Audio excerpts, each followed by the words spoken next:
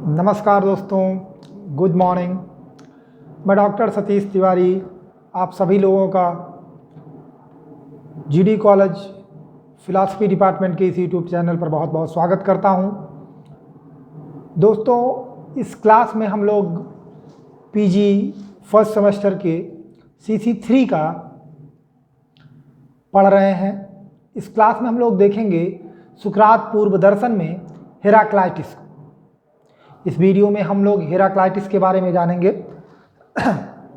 हेराक्लाइटिस न केवल ग्रीक दर्शन का बल्कि पूरे यूरोपियन दर्शन में सबसे महत्वपूर्ण दार्शनिकों में से एक दार्शनिक है। हेराक्लाइटिस एशिया माइनर के एथेंस नामक जगह पर पैदा हुए थे। इनका जो पैदा होने का समय है वो थेल्स के लगभग 100 साल बाद का समय है और ये दार्शनिक बहुत दम्भी दार्शनिक है। इसमें एक अभिमान है। ये साधारण व्यक्तियों को बिल्कुल भी महत्व नहीं देता है। इसे अपने दर्शन पर, अपने चिंतन पर, अपने विचार पर इतना अभिमान है कि वो कहता है कि गधों और घोड़ों के लिए घास है, उनके लिए सोना नहीं है। वो अपने दर्शन की भाषा को इतना जटिल रखता है कि वो जन सामान्य के समझ में नहीं आता। जब उनसे कहा गया कि आप भाषा सरल कीजिए जिससे जन सामान्य भी समझ सके, तब उन्होंने ये बात कही कि मेरा दर्शन साधारण व्यक्तियों के लिए नहीं है, गधे और घोड़ों के लिए घास है, सोना नहीं। ये अपने समय के जो और दार्शनिक हैं, चाहे वो पाइथागोरियन संप्रदाय के चिंतक या विचारक रहे हों, चाहे जेनोफनीज हों, ये सबको अपने से कमतर मानते हैं। तो एक दम्भ है इस दार्शनिक में। इस दार्शनिक की एक पुस्तक जिसके कुछ ही अंश उपलब्ध है, ऑन नेचर, बहुत प्रसिद्ध है और बहुत महत्वपूर्ण ये पुस्तक है। इस पुस्तक के बारे में सुकरात लिखते हैं, कहते हैं कि इस पुस्तक को पढ़कर जितना मैंने समझा है वो बहुत ही शानदार है और जो कुछ मैं नहीं समझ सका हूं वो और भी शानदार होगा। लेकिन जो महत्वपूर्ण बात है वो ये है कि इस पुस्तक को समझने के लिए कुशाग्र बुद्धि की आवश्यकता है। तो ये जटिल पुस्तक है। ये बहुत जटिल तरीके का दर्शन कर रहे थे। जन सामान्य से इनका सरोकार नहीं था। कुछ मामलों में हम इनकी तुलना भारत में महात्मा बुद्ध से कर सकते हैं। जैसे भारत में महात्मा बुद्ध ने राज सिंहासन, राजपाट त्याग दिया था, वैसे ऐसा कहा जाता है कि हेराक्लाइटिस ने भी अपना जो ये राज परिवार से ताल्लुकात रखते थे, इनकी जो राजवर्दी थी वो अपने भाई के लिए इन्होंने छोड़ दिया था।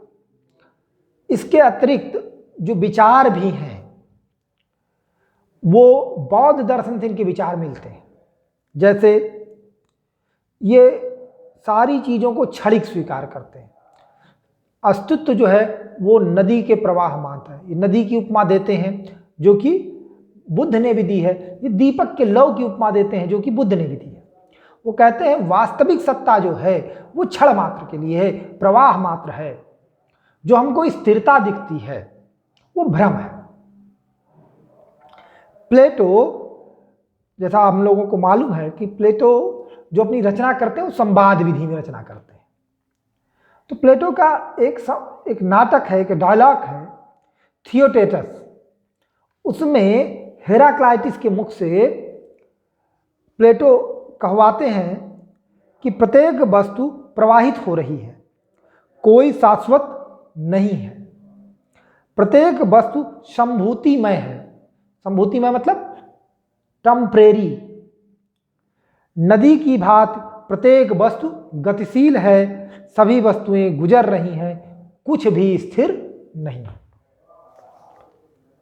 ठीक है, तो ये सारी चीजों को प्रवाहमान स्वीकार कर रहे हैं। जगत के मूल तत्व की अगर बात की जाए तो उस मूल तत्व को खोजने की प्रवृत्ति हेराक्लाइटिस में भी दिखती है, और वह मूल तत्व अग्नि के रूप में हेराक्लाइटिस ने स्वीकार किया है।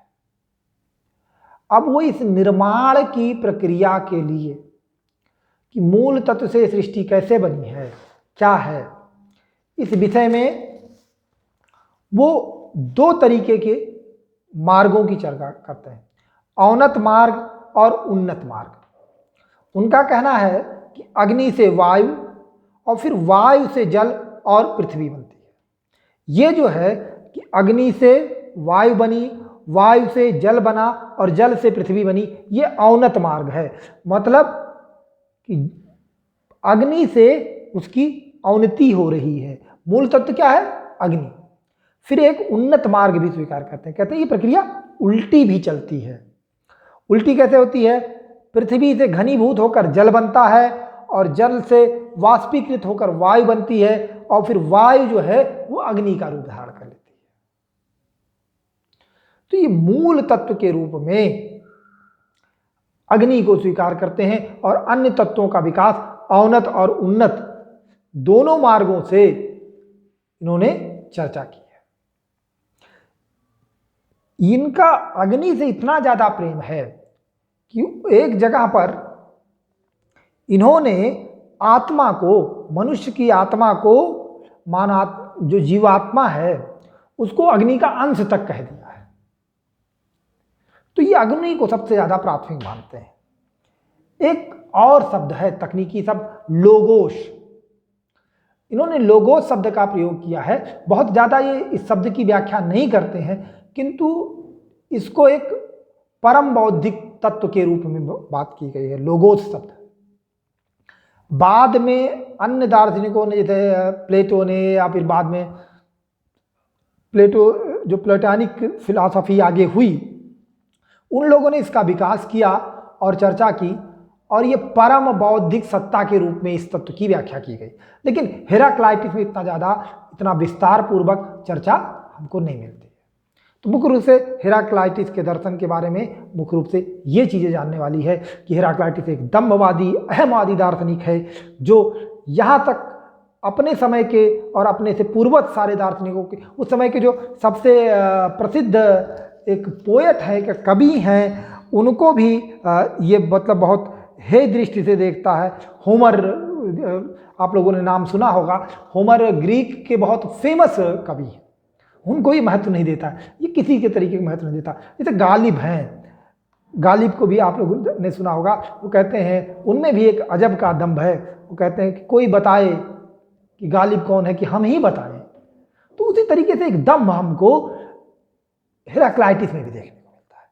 ठीक है, तो अगले वीडियो में हम लोग आगे देखेंगे और दार्शनिकों के बारे में जो सुकरात के पूर्व हैं। अभी के लिए इतना ही, बहुत बहुत धन्यवाद।